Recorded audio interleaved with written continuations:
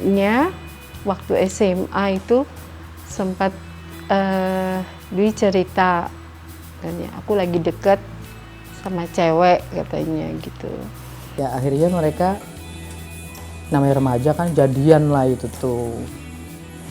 Jadian kira-kira mungkin sekitar 6 bulan 7 bulan lah ya. Dua-duanya romantis sih menurut aku. Kalau aku lihat dari sisi cowok, Dwi lebih romantis dari sisi cowok ya. Kalau aku ngeliat Dwi lebih romantis, Dwi itu orangnya lebih penuh kejutan.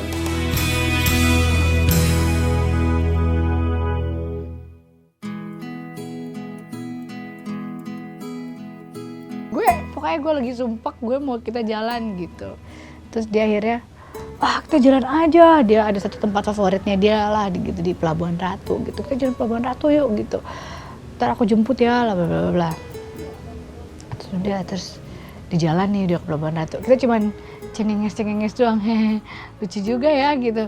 Gue pacarannya sama siapa, terus di jalan kita mau keluar kota sama siapa gitu. Mamatan pacar gue juga sih gitu sama Dwi kan.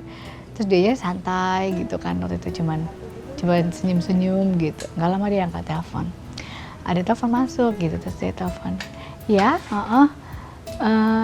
iya, ini udah mau jalan ke Pelabuhan Ratu katanya dia. Iya, sendirian. Terus gue gini, hah sendirian? Terus kedengarannya kayak suara cewek gitu, terus gue, kok sendirian sih gitu. Gue yang, kok gak dianggap gitu. Di sisi lain kan, yang tadi itu aku jujur sama pacarku pada saat itu bahwa gue keluar kota loh, gue lagi kesel deh pokoknya gitu kan, ada masalah apa loh waktu itu, tapi gue mau jalan nih gitu, aku jujur kan gitu. Dia loh, rupanya dia juga lagi pacaran sama siapa gitu ya, terus dia bilangnya mau ke Pelabuhan Ratu sendiri. Gila, gue gak dianggap, jadi dia bohongin pacarnya, amit dia bang bayi deh, jangan sampai gue digituin ya. Nyambungnya lagi itu emang sama dia gue beda. Kayak apa ya? Gue sama mantan gue sebelumnya kalau udah putus tuh ya udah. Tapi kalau sama dia tuh kayak gue punya harapan yang sangat besar dan kayak punya keyakinan gitu loh. Kalau gue tuh pasti akan ada sesuatu hal yang nanti kita akan ketemu lagi gitu. Gue nggak tahu, itu kayak ada dalam hati dan keyakinan gue gitu. Kayaknya bukan tanpa alasan ya, kenapa setiap kalau aku putus sama pacar berapa kali gitu, aku telepon Dwi itu bukan tanpa alasan. Mungkin hatinya tuh kayak, ya itu bukti bahwa waktu di SMA tuh kayak membekas gitu. Somehow gue tahu keterbatasannya dia, emang dia badung banget, dia nggak bisa ngomong banyak. Kalau gue skakmat dia nggak bisa balik karena emang sih gue juga nggak sekolah apa gitu kan. Tapi gue malah kayak hati gue tuh kayak jadi sayang gitu loh, kasihan ya. Tapi dia nunjukin gitu, tapi dia baik, dia nunjukin. Akhirnya pada saat balik lagi itu nggak bisa di Pelabuhan Ratu itu salah satu randevu kita setelah kita putus dan malah nggak pacaran ya, tapi itu yang kenangan yang lucu gitu. Orang tua gue juga sayang sama dia, termasuk kakek gue ya. Sampai sebelum meninggal dia juga titip salam buat Widi gitu.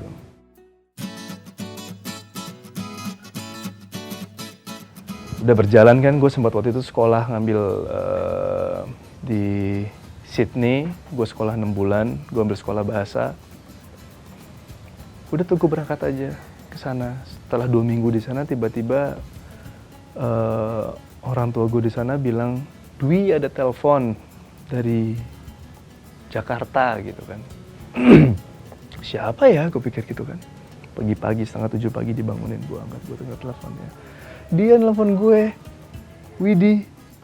Wah, langkah seneng banget gue kan, kayak yang gue masih adaptasi di negara orang yang homesick gitu, dan dia perhatian gitu sama gue. Nih ada apa sih nih, kok dia tiba-tiba perhatian gitu kan. Dan gue hanya dikasih kecil gitu, gue tuh yang berkaca-kaca dan seneng banget, kayak merasa aduh jangan-jangan dia mau balik sama gue nih gitu. Geer banget.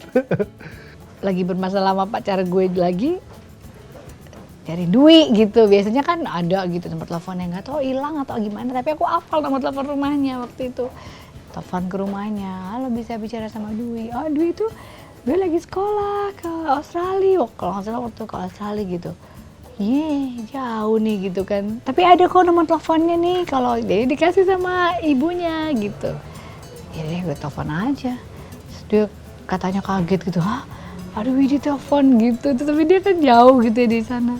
Dia senang tuh bikin aku ngerasa bersalah gitu kan, gara-gara alasannya dia, ya kamu putusin aku waktu SMA tuh cuman gitu doang, cuma tulis surat apa gitu. Selalu seneng tuh. Ya aku mana tahu dia hampa apa gimana kan. Maksudnya ya aku udah serius gitu. Ya dia sering cerita tuh hampa apa gitu. Gelap. Menghilang gue kemana tahu, pokoknya nggak ada rencana, yang tiba-tiba spontanitas kemana gue jalan ke sana, mau melakukan ini gue lakukan itu gitu. Jadi kayaknya kita nggak pernah ketemu karena di saat gue punya pacar dia nggak punya pacar, dia hubungin gue. Saat gue nggak punya pacar, gue ngubungin dia lagi punya pacar gitu. Jadi ya kita nggak mau saling ganggu lah kalau saat itu gitu. Udah. Akhirnya nggak pernah ketemu tuh, sampai tiba-tiba pernah dia pulang dari mana, dia naik kereta, habis ada acara nyanyi, gue jemput di stasiun Jatinegara. Gue antar ke kampusnya, terus sama dia dikenalin mantan cowoknya. Bukan mantan cowoknya. Gue kenalin ini cowok gue gitu. Itu asli gue sedih banget nih, maksudnya apa sih? Dia mau ngajak ketemuan, terjemput, tapi dia ngenalin cowoknya gitu kan. Dari situ kalau nggak salah Dwi pikir kita mau balik lagi gitu kan, karena dia ngelacar lah gue sama pacar gue pada saat itu lagi kayak gini lah gitu ya gitu. Akhirnya tapi pas pulang dari situ sih gue nggak ini lagi, gue putus karena jadi gue sama pacar gue pada saat itu putus, tapi terus pas pacaran lagi bukan sama Dwi gitu. Setelah gue putus sama gue, baru dia jadian sama guru wushu itu. Tapi ya gue cukup tahu gitu. Tapi ya sudahlah, itu masa lalu semua kan. Sampai waktu itu ketemuan lagi, gue undang saat pernikahan kakak gue. Dia datang sama cowoknya waktu itu gitu. Gak tau, gue selalu menaruh harapan gitu sama dia.